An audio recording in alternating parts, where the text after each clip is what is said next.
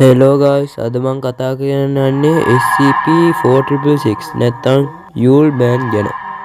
මේ යූල් මෑන් කියන්නේ ඇත්තටම කිව්වොත් SCP වල ඉන්න භයානකම SCP කෙනෙක්.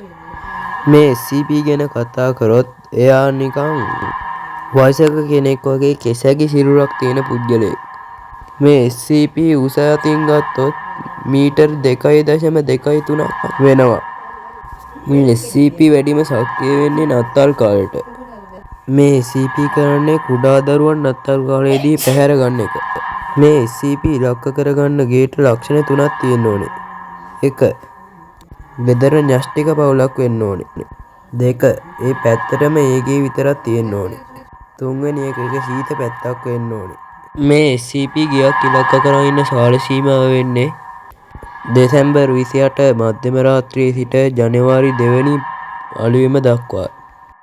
මේ SCP ඉලක්ක කරගෙන ඉන්න ගෙදරට දෙසැම්බර් 28 29 වගේ දිනවල එම නිවසේ දරුවාට පේනවා කියලා කියනවා. ඈත ගස් අස්සෙන් අමුතු යුරෝපීය රූපයක් තියෙන කෙනෙක් බලන් ඉන්නවා වගේ. ඒක තමයි මේ 4666 ගේ එනවයි කියන පළවෙනි සංඥාව. කොහොම හරි සතියක් මේ 4666 තමයි ඉලක්ක කරගෙන ඉන්න ගෙදර දිහා සතියක් බලාගෙන ඉන්නවා. ඊට පස්සේ තමයි නරකම දේවල් ටික සිද්ධ වෙන්නේ කිව්වොත් මන් නිවැරදි. ඔහොම සතියකට පස්සේ ගෙදර අමුතු දේවල් සිද්ධ වෙන්න පටන් ගන්නවා. ගෙදර වහලෙන් අඩි ශබ්ද ඇහෙන්න පටන් ගන්නවා. ගෙදර පුරාම දුර්ගන්ධයක් හමන්න පටන් ගන්නවා.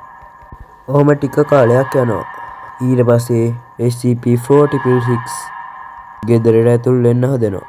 හැබැයි එන්නේ නත්තල් සියවගේ තෑගි දෙන්න නන් නෙමෙයි. SCP-4666 ගෙට ඇතුල් වෙලා ගෙදර ඉන්න ළමයාගේ දෙමාපියන්ව දුර්වල කරනවා.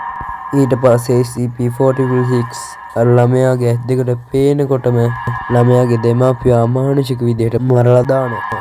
ඊට පස්සේ අර ගෙදර ඉන්න ළමයාව SCP-4666 රතු පාට ලොකු ගෝණයක දාලා අරන් යනවා.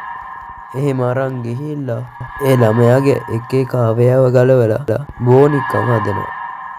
ඉතින් මේක තමයි SCP-4666 කතාව. තවත් මේ වගේ වීඩියෝ එකක් කරගෙන මම ආයෙත් එන්නම්. Goodbye.